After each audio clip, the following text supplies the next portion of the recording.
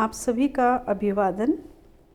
आज की इस कक्षा में हम लोग महाकवि भास के संक्षिप्त परिचय को जानेंगे। महाकवि भास रचित नाटक स्वप्नवासव दत्तम राजस्थान विश्वविद्यालय की संस्कृत के प्रथम वर्ष में पाठ्यक्रम में सम्मिलित है। इसके अतिरिक्त द्वितीय वर्ष में साहित्यकारों के विषय में जब पूछा जाता है वहाँ भी भास के विषय में पूछा जाता है। आपको उसकी जानकारी होनी चाहिए। जब हम किसी प्रतियोगी परीक्षा को पास करने के लिए जाते हैं तब भी हमें भास के विषय में प्रश्न आते हैं। तो भास संस्कृत साहित्य के प्रमुख साहित्यकारों में, प्रमुख लेखकों में, रचनाकारों में गिने जाते हैं। इसलिए भास के विषय में जानना केवल उन्हीं विद्यार्थियों के लिए आवश्यक नहीं है जिनकी पुस्तक उनके पाठ्यक्रम में चलती है। उनके अतिरिक्त अन्य सभी को भास के विषय में जानना बहुत ही आवश्यक है। महाकवि भास के विषय में यदि हम बात करें तो प्रारंभिक जो उनका जीवन परिचय है, क्योंकि हमारे साहित्यकारों की ये एक परंपरा सी रही कि उन्होंने कभी भी अपनी प्रशंसा नहीं की और अपने विषय में भी कुछ नहीं बताया, तो महाकवि भास के लिए भी प्रामाणिक उनका कोई जीवन परिचय प्राप्त नहीं होता है। जहाँ से जो भी प्राप्त होता है उसके आधार पर जो भास के विषय में जाना जाता है, आज हम उसकी बात कर रहे हैं। महाकवि भास को धावक की उपाधि प्राप्त थी। ये अगस्त्य गोत्र में माने जाते हैं। इनका जन्म समय 100 ईस्वी पूर्वी से 200 ईस्वी पूर्वी के मध्य में माना जाता है। ऐसा माना गया है कि महाकवि भास 100 ईस्वी पूर्वी से 200 ईस्वी मध्य में हुए। ये वैष्णव धर्म के उपासक माने जाते हैं। और अगर इनकी रीति के विषय में बात की जाए कि ये कौन सी रीति के कवि थे, तो ये वैदर्भी रीति के हैं। बहुत ही सरल सहज शब्दों में अपनी बात को कहने वाले हैं।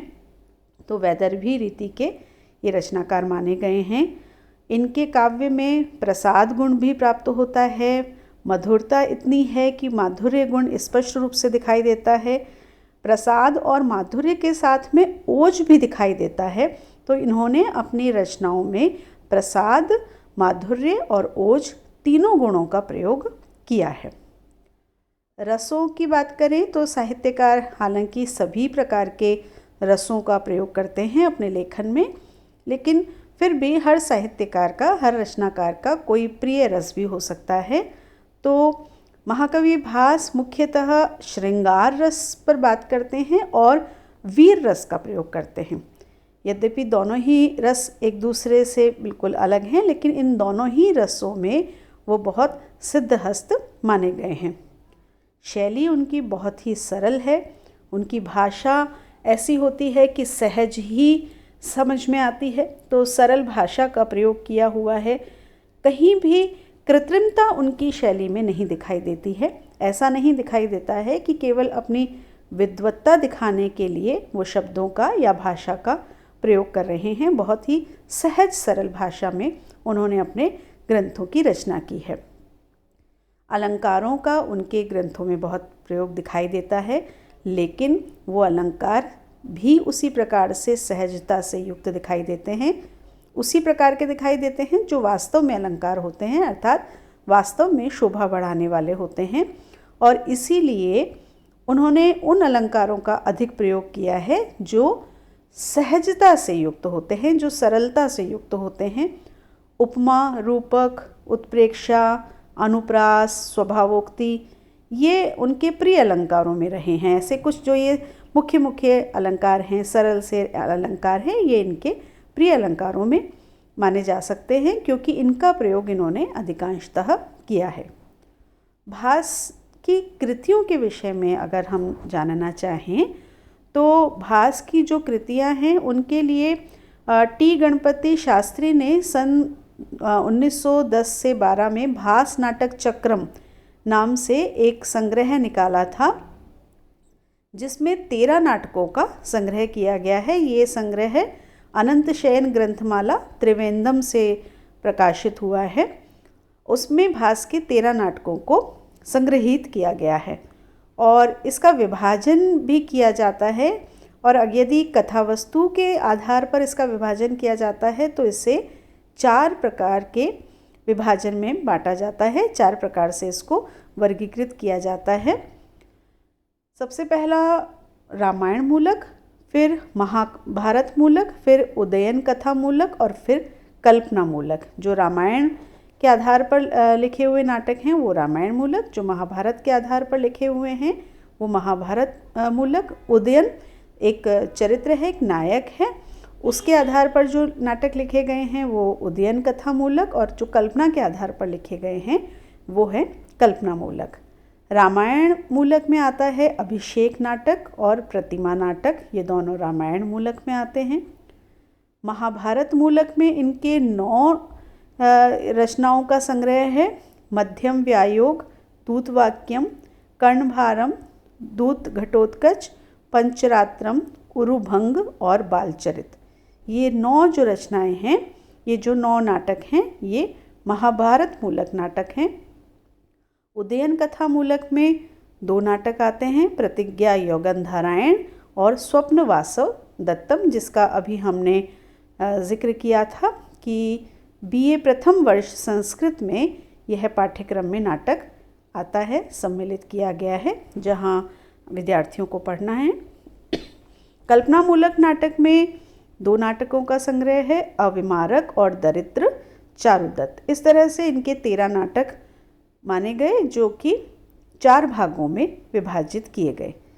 अब यदि इन नाटकों को हम संक्षिप्त रूप में समझना चाहें कि इनमें क्या है, इनकी विषय वस्तु क्या है, तो सबसे पहला है अभिषेक नाटक।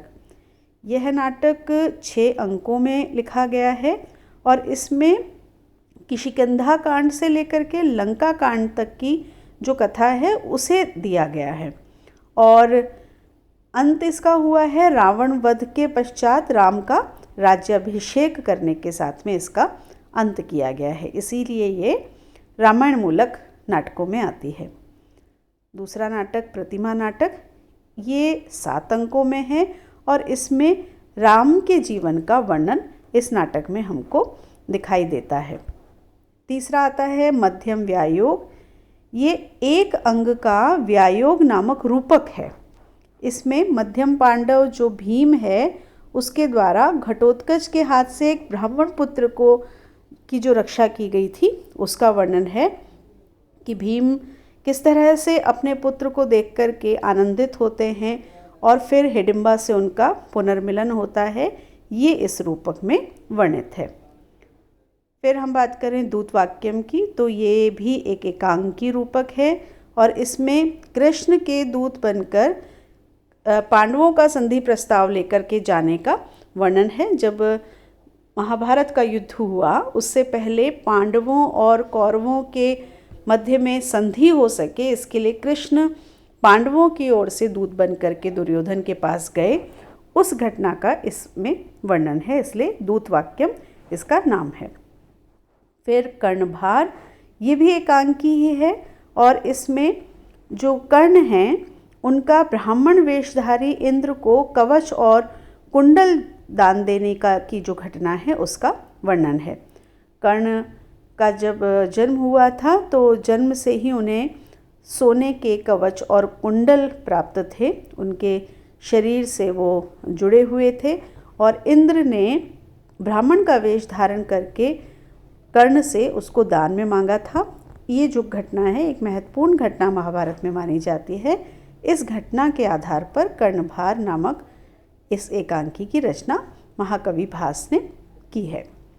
फिर इसके बाद आता है दूत घटोत्कच, ये भी एकांकी नाटक है और इसमें अभिमन्यु जो अर्जुन के पुत्र हैं उनकी मृत्यु के बाद श्री कृष्ण का घटोत्कच को दूत बना करके धृतराष्ट्र के पास भेजना और दुर्योधन द्वारा उसका अपमान किया जाना, इस घटना का वर्णन किया गया है।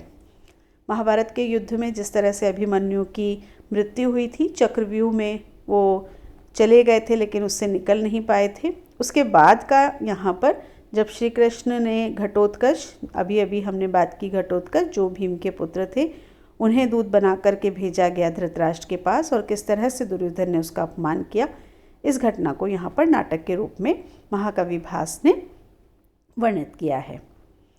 अगला 7वां जो नाटक है वो ये भी एक प्रकार का रूपक है। इसमें 3 अंक हैं, वो है पंचरात्र।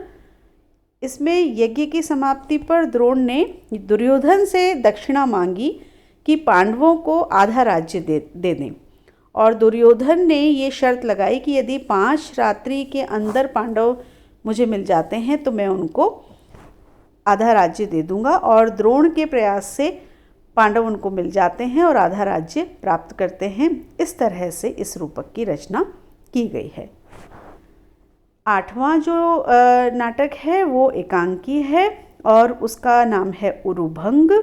इसमें द्रौपदी के अपमान का जो प्रतिकार किया गया है भीम के द्वारा, और उस प्रतिकार स्वरूप दुर्योधन की जो उरुभंग नाम से ही स्पष्ट है, उरु कहते हैं जंघा को, तो उरु को भंग करना, तोड़ना, दुर्योधन की जंघा को तोड़ करके जो उसे मारा गया उसका वर्णन यहाँ पर किया गया है। 9वां जो नाटक है वह है बालचरित। इस नाटक में 5 अंक हैं और इसमें श्री कृष्ण का जन्म, वहाँ से घटना को प्रारंभ करके और कंस के वध तक का वर्णन यहाँ पर हमको प्राप्त होता है। 10वां नाटक है चारुदत्त। ये 4 अंक का है। इसमें जो चारुदत्त है वो एक निर्धन ब्राह्मण है और वसंत सेना नाम की जो एक वैश्या है उसके साथ में इनका जो प्रणय है, प्रेम है, उसका वर्णन यहाँ पर किया गया है। और इस नाटक के अंत में कोई भरत वाक्य नहीं है, जैसा कि हमारे संस्कृत साहित्य का एक नियम रहा है कि नाटक के अंत में भरत वाक्य होता है। तो इसमें चूंकि भरत वाक्य नहीं है इसलिए माना जाता है कि इसकी कथा अधूरी है। इसके बाद है अविमारक। इस नाटक में 6 अंक हैं और इसमें अविमारक एक राजकुमार है। उसका कुंती भोज की पुत्री कुरंगी के साथ में प्रणय और उनके विवाह का वर्णन इसमें किया गया है, जो कि कल्पनामूलक नाटकों में इसको लिया गया है। फिर है प्रतिज्ञा योगंधरायण। इस नाटक में 4 अंक हैं। इसमें उदयन और वासवदत्ता के प्रेम का वर्णन किया गया है और फिर किस तरह से उनका विवाह होता है इसका वर्णन किया गया है। योगंधरायण ने उदयन को, जो प्रद्योत ने, जो वासवदत्ता के पिता हैं, उन्होंने उदयन को कैद कर लिया था और उस कैद से किस प्रकार से योगंधरायण ने अपनी बुद्धिमत्ता से उदयन को वहाँ से छुड़ाया और उदयन और वासवदत्ता का जो विवाह हुआ इसका वर्णन इस प्रतिज्ञा योगंधरायण नाटक में होता है। और ये प्रतिज्ञा योगंधरायण नाटक एक तरह से स्वप्न वासवदत्तम नाटक की भूमिका के रूप में या उसके पूर्व अंश के रूप में भी लिया जा सकता है। इसके बाद है स्वप्न वासवदत्तम।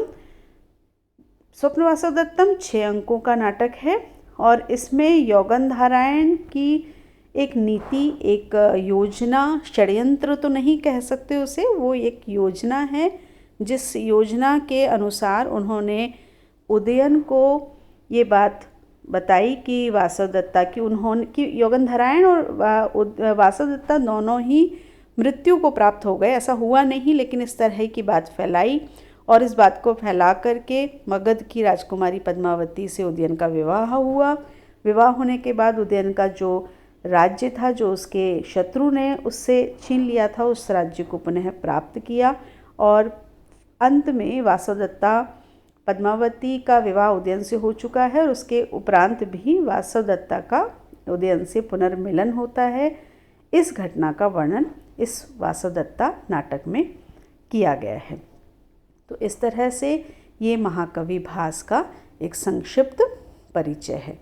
तो हम ये इस बात को कह सकते हैं कि महाकवि भास संस्कृत साहित्य के जो सर्वश्रेष्ठ रचनाकार हैं, सर्वश्रेष्ठ साहित्यकार हैं, उनमें उनकी गणना की जाती है और इनके जो नाटक हैं वो बहुत ही सरल, सुंदर, सहज भाषा में लिखे गए नाटक हैं, जिन्हें कोई भी जब पढ़ता है तो भाषा की क्योंकि क्लिष्टता नहीं है इसलिए उसको सहजता से पढ़ करके आनंदित होता है।